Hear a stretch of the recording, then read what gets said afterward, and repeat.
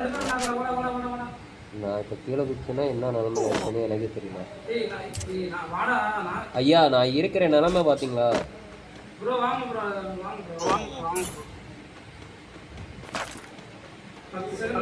உள்ள வந்துடா, என்ன செத்துருவான். எந்த பக்கம் இருக்கீங்கன்னு தெரியல. இருக்கு மரம், நம்ம இந்த 2 பேர் மேட்ச் விளையாட மாட்டோம். அங்கதான் நேரம் ஜோன் ஸ்டார்ட் ஆயிடுச்சுன்னா செத்துருவோம். அதுக்காக தான் வரம் கில் அடிச்சு அவன்கிட்ட எடுத்துக்கு.